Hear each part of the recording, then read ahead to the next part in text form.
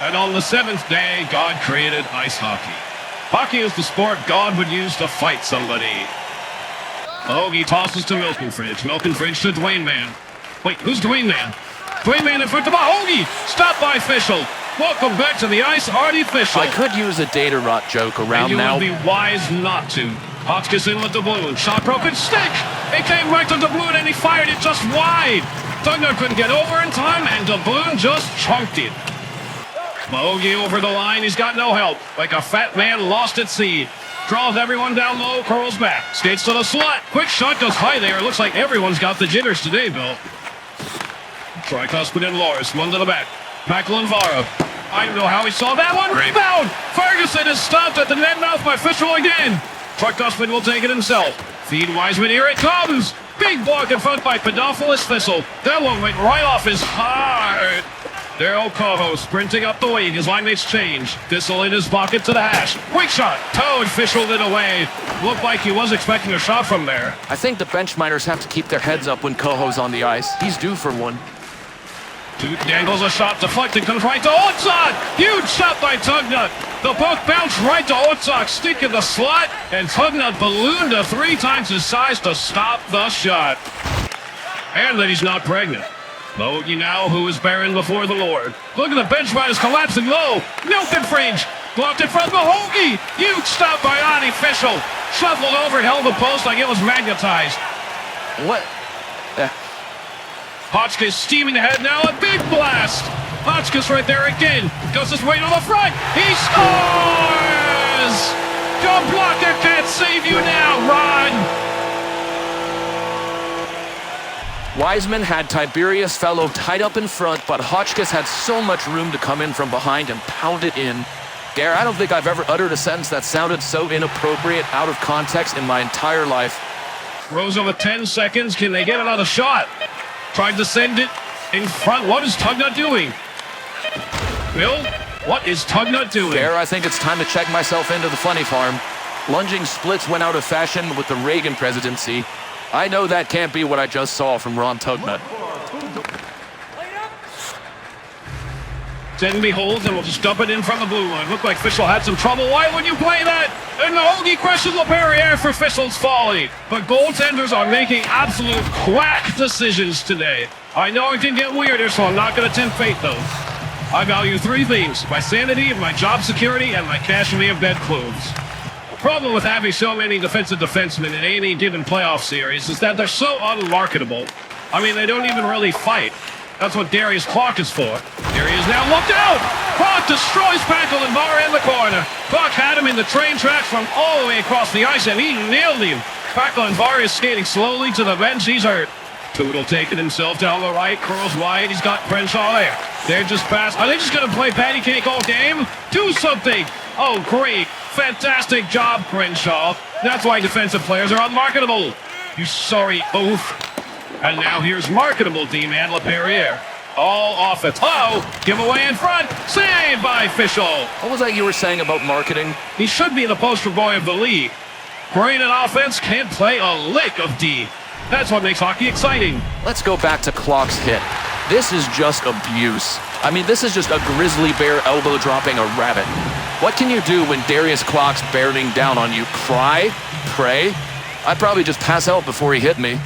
Or wet my trousers. Milk Fridge held up at the end. That pass was behind him. Collects it and moves in with Mahogany. Mahogany in the center. The shot! Saved by Fischel as Whitney cleans out Milk Fridge in the corner. Garrett, that was a great hit, right? Yeah, I guess so. You might even say marketable. Bill, you can't market violence in a violent sport. What are you, insane? Says who?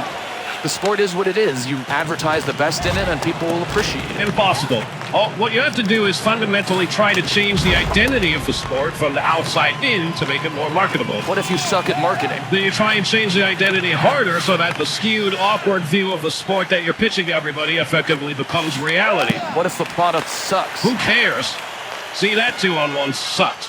That's why you can't market this lead.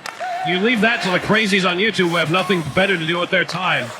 Direct into the corner. Really holding on to the puck. Getting camera time, just knowing this will probably be the only shift his wordless butt gets. Pass back to Group. Group down low to Rosa. Save at the top of the crease by Tugnut. Rosa was there for a great chance again. Little Canada's still controlling. It's Larson Rosa in the corner fighting with... Oh my God, did they change their numbers again? Shot blocked off the scrotum of Taylor. Rosa across the way to Group. Group lines up, shoots, he scores! Deflected in front, fast Loris. 2-0 Little Canada. Well, Gare, I think the stink, or else the psychological malaise of the Benchminors 3 from the Plains changing their jersey numbers has worn off, as they were all over them this shift, and this is a great deflection from the little guy. The meek truly have inherited the earth, or at least the high slide.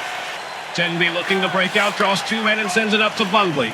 Now I know that's him because he's number 92, which is way too cool of a number for such a dusty player to have. Inside backhander, oh no! It trickles through! Score!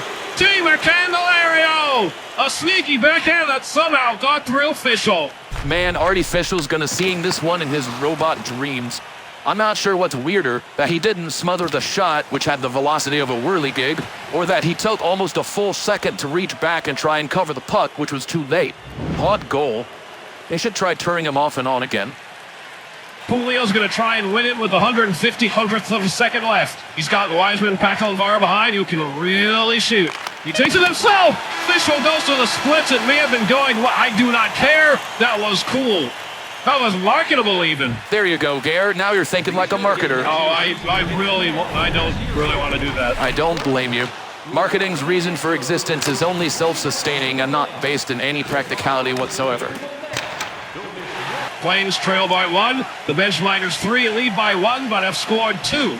But in the series, they've scored 1. If they hold the 2-1 lead, they will have 2.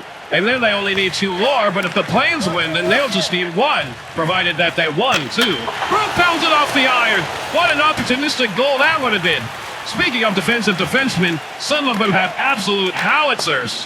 If only his jawline was in better shape. Ooh, it's not in good shape. It has no shape.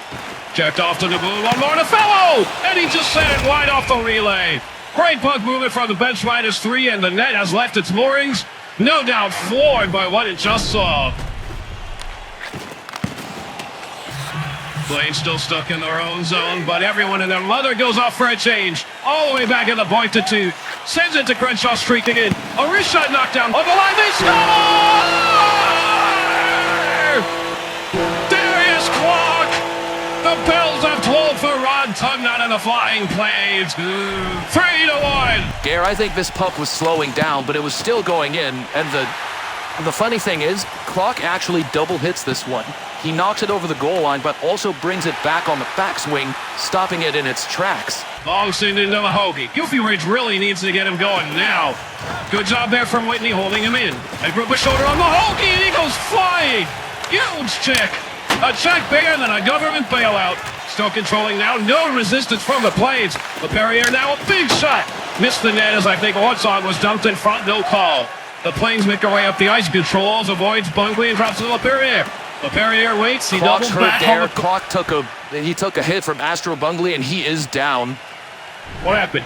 Hard to say. Bungley definitely makes contact after the play moves away, but it looks like Darius Clark just goes down hard. Probably weighted too heavily by his cannonball testicles. A big loss of deterrence towards the Flying Plains, but Little Canada does have some fairly common fighters in Rick McCall and Biff Richmond, especially the latter. The Benchminors need to keep their heads here and close out the last 4 odd minutes of this game. If any offense can overcome 2 goals in the blink of an eye, it's the Flying Plains offense. A pass came right out in front, but Thistle was there. Still whacked at, no one gets a handle. Dwayne Man to Packlenvar, he's checked a shot. Saved by Fischel. Defender gets to it, rings around, but nobody's there. Another turnover. Dwayne Man wrist shot. And it almost came out in front, but Thistle is in good position to skate it out. Only enough time for a few rushes left. 50 seconds to go. Taylor left side drive. It's high. Dan missed the net. Now here it comes. Tugnutt extra attack run for Goofy Reach. It's Wiseman. Hotchkiss there. Go get it. Bad pass. Bungley. Saved by Fischel. Artie Fischel. The first start of the game for the Benchminors 3 comes up huge again. One by the blue. Now LePerriere's time. There's no pressure on him from the Plains. Hotchkiss plays pitch and catch with him now all the way up to Fellow. What an effort to control. He scores. Tiberius Fellow with the giraffe reach will seal this game. That's got to be the widest wingspan I've ever seen for an empty net goal. Who says ENGs are easy to get? And with Swan Janssen right in your face, this series is all tied up, baby. The crowd is on their feet, cheering. A game-breaking effort from Artie Fischel. His return to the net has sealed the win for them. Was the speed of drive? Oh, he scored. That guy is celebrating way too hard. Well, this is mildly disappointing. So it's 4-2, which admittedly is a nicer score to see on the scoreboard than just 4-1. Yeah, that's an ugly score. Oh, Hotchkiss cross-checks Rain Dwayne Man down. Maybe that's revenge for his psychological design. Now Dwayne Man on Fischel. They're getting to it now. Comes back to him and he missed the net. Pathetic! And that's the game. I was hoping they'd go Rain Dwayne Man or Dwayne Corey or whoever he is into a 30-game suspension for biting, since that would help them out greatly in the series, but no, it wasn't meant to be.